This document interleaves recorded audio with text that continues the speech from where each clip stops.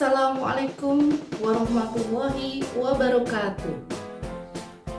Halo rekan-rekan semua, perkenalkan saya Rosaria Itianti. Saya merupakan mahasiswa PPG dalam jabatan di Universitas Kristen Satya Wacana Salatiga. Saat ini saya sedang melakukan PPL di SMPT Salman Al-Farisi, Yogyakarta. Kegiatan PPL ini saya lakukan di kelas 9A dengan mata pelajaran IPS, subtema perdagangan internasional. PPL yang saya lakukan ini saya menggunakan metode PBL atau dengan kata lain problem based learning. Pendekatan yang saya gunakan adalah diskusi dan scientific. Harapan saya setelah melakukan kegiatan ini, para peserta didik dapat memahami tentang perdagangan internasional dan harapan tertinggi adalah mampu menganalisis persoalan yang ada di sekitar mereka.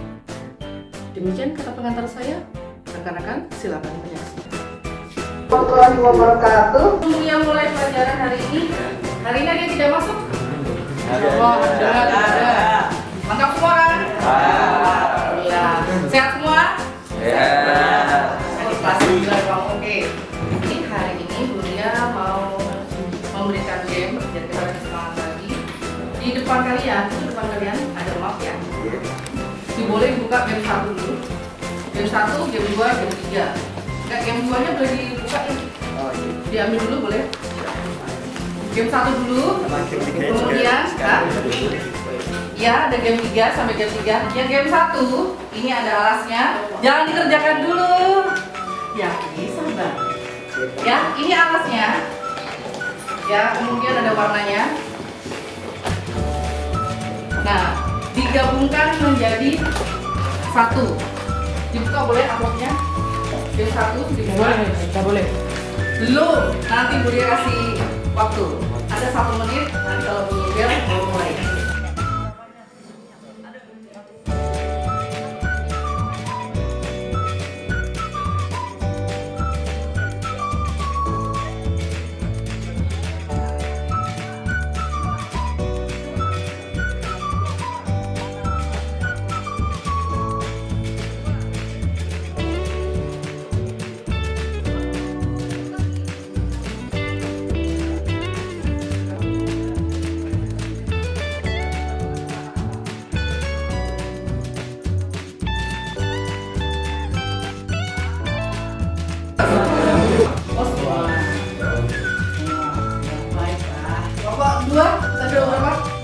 Semua dapat berapa game selesainya?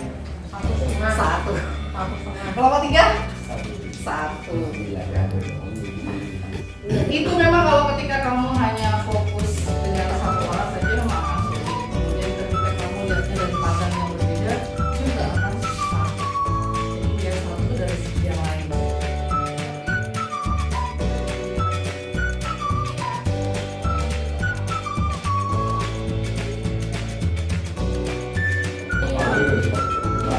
Seharusnya kalau kamu kemudian terbiasa mengerjakan kasus, ini nggak masalah. Terbiasa. Kita terbiasa menggunakan memaksimalkan akal kita, kita bisa. Tapi kalau kemudian kita terima begitu saja, kayak ibarat kalau bayi sesuatu saja, tekan kayak ini memang akan sulit. Nasional di bab 3, yang bagian pertama, ini nanti kemudian terakhirnya kita adalah ekonomi kreatif. Harapannya habis setelah kamu pelajari tentang ini di antar uang, keterkaitan antar uang bisa membuat ekonomi kreatif. Karena kita butuh kalau kita tidak kreatif, nanti kita kemudian setelah ini kalian dapat menjelaskan apa yang dimaksud dengan perdagangan internasional, kemudian apa yang mempengaruhi perdagangan internasional dan manfaat serta terus. Ada yang punya handphone? Kayaknya Xiaomi, Samsung, betul.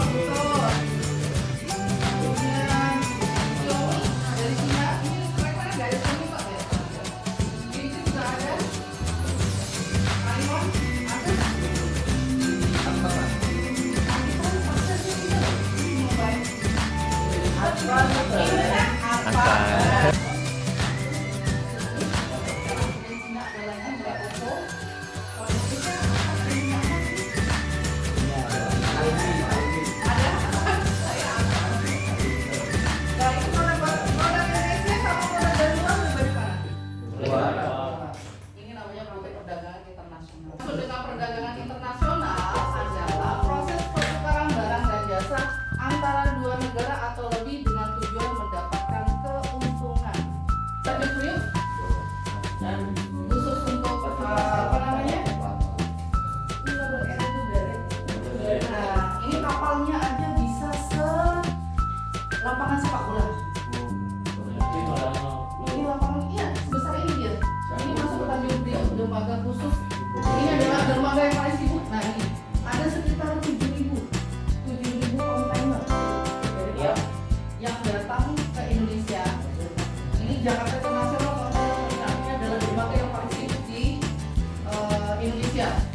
Dia membawa kontainer sampai 7.000 kontainer yang isi produk dari luar maupun nanti kemudian dari Indonesia masuk dalam. Saya tidak berani. Kan akan boleh benar, tapi biayanya besar. Maka kemudian kita transaksinya tidak secara langsung. Maka yang diumumkan adalah berbeda. Kalau internasional berarti kita butuhkan bisa. Dan biar agak sama. Biasanya perhitungan pakai dolar. Kalau kamu itu akan dolar aja. Nah yang sekarang mau dipakai dalam mata uang dolar. Keempat, tidak ada biaya masuk kalau dalam negeri. Tapi kalau luar negeri ada. Dia aku lebih murah. Kalau ini dia aku lebih mahal. Jadi semua harus sama. Korea, Amerika, terus kemudian negara lain. Kalau melakukan perdagangan internasional ada hukum yang berlaku dan wajib ditaati semua. Kedelai terpaksa kembali dilakukan menyusul tingginya harga kedelai di dalam negeri. Dengan rencana impor ini, pemerintah menargetkan harga kedelai akan diturunkan ke level Rp11.000 per kilogram. Iya. Sekarang di depan kalian ya, lihat. Presentasi yang bagus.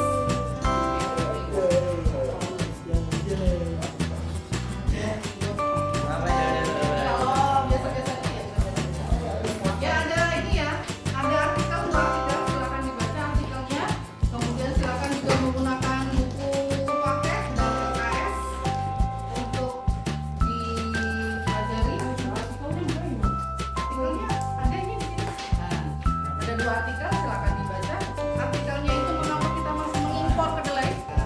Terus apakah kamu setuju kalau kita harus impor terus? Terus gimana caranya? Kualitas kedelai kita. Wah, boleh dituliskan di situ. Itu ada kasus. Silakan. Apakah kita butuh untuk mengimpor kedelai? Kualitas atau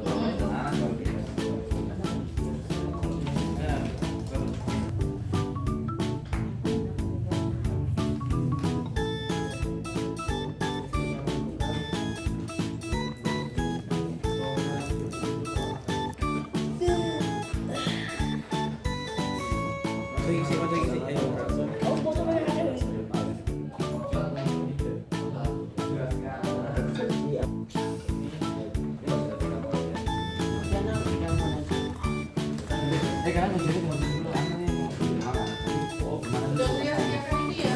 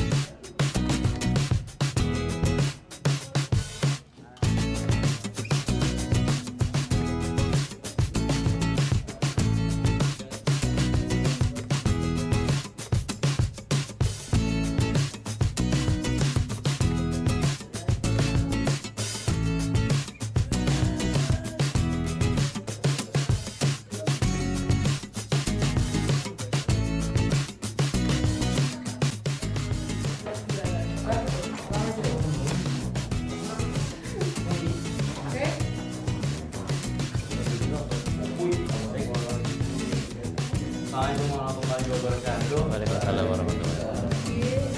Kami dari Bangkok 3 akan mempresentasikan tugas PS tentang permasalahan kedelai di Indonesia.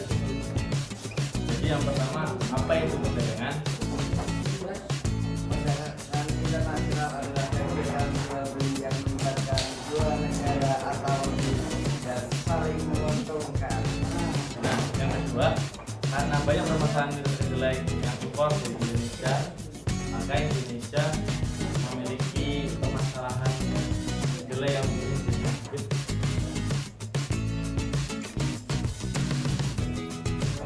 Menurut Guru Besar Bidang Pangan, Gizi, dan Kesehatan IPB Universitas sekaligus Ketua Forum Tempe Indonesia, Made Artawan mengatakan produktivitas kedelai di Indonesia berkisar setengah dari produktivitas kedelai di Amerika Serikat. Indonesia adalah negara pengonsumsi kedelai terbesar kedua di dunia setelah Cina. Dengan begitu banyak kedelai yang harus dibuat untuk memenuhi kebutuhan pokok-pokok makanan di Indonesia. Nah, dengan begitu agar Indonesia tidak mengimpor kedelai dari Amerika Serikat itu dengan cara meningkatkan sumber daya manusia dan menambahkan lahan pertanian agar meningkat makanan pokok Indonesia yang dari awalnya 5 sampai 2 ton menjadi 5.000 ton per tahun. Gini, karena dedikasi produksi mengulang sendiri, kita lihat analisis mengapa Indonesia masih mengimpor kedelai di luar negeri. Mengapa Indonesia masih mengimpor kedelai di dalam negeri? Karena kualitas kedelai dalam negeri itu masih kurang bagus atau baik.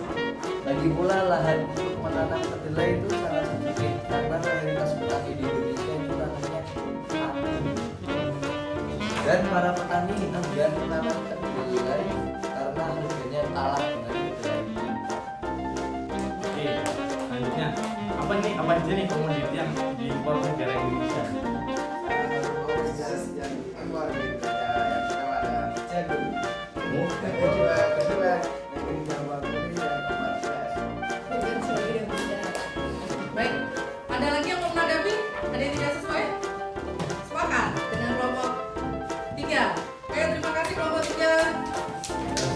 Sekian Silakan. presentasi kami. Wassalamualaikum warahmatullahi wabarakatuh. Waalaikumsalam warahmatullahi wabarakatuh. Impor kedelai kan kebanyakan dari Amerika Serikat itu salah satunya karena kedelainya unggul dalam pembuatan tempe, walaupun Indonesia juga impor kedelai dan dimana itu keunggulannya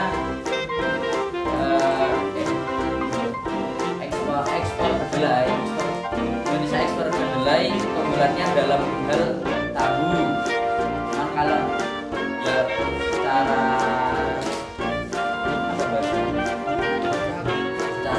secara kualitas kurang, mungkin karena teknologinya kurang maju, karena pembersihan salah satunya pembersihan kedelai di Indonesia itu masih kurang daripada produk. Ya, itu disampaikan oleh kelompok 2, kelompok 3, kelompok 1 mau menanggapi? Kelompok 1 mau menanggapi? Oke, setuju. Setuju semua. Tidak melakukan ya. Masya Allah. Oke, terima kasih. Oke, kelompok 2. Silakan lanjut ke kelompok 3.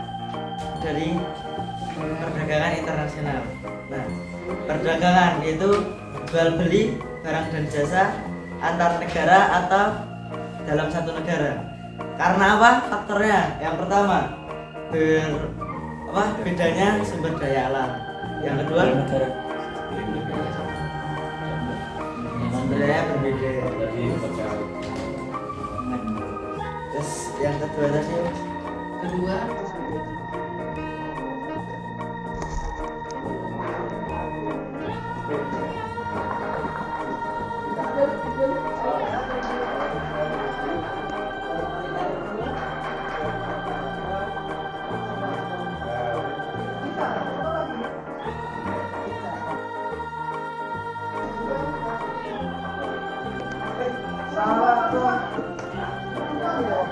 Yang satu.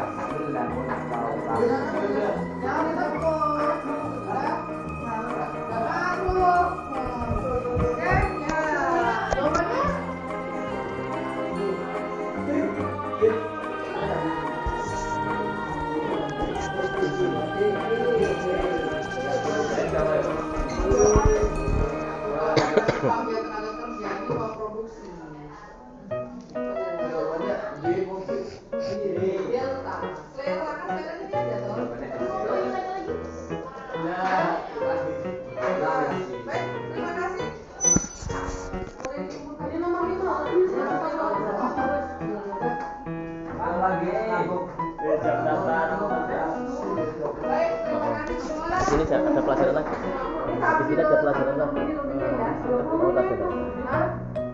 Alhamdulillah kita sudah selesai hari ini kegiatan pembelajarannya. Buya berharap setelah pembelajaran ini kita lebih paham tentang perdagangan internasional.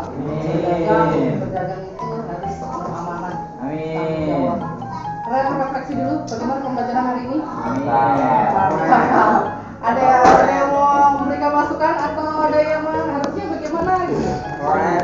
Harusnya baik, besok bulan depan kita coba di laptop. Oke. Nanti Buya tanyakan dulu sama perizinan dipakai atau tidak pada saat kita pelajari UTS. Tidak.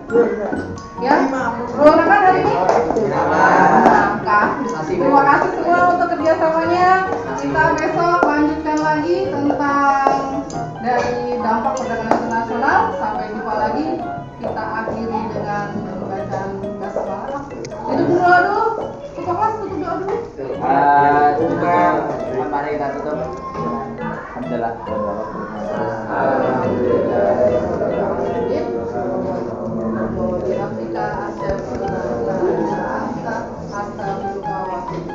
Terima kasih, sampai jumpa lagi minggu depan. Assalamualaikum warahmatullahi wabarakatuh. Demikian video tentang kegiatan PPL saya di SMP IT Salman Al Farisi, Yogyakarta.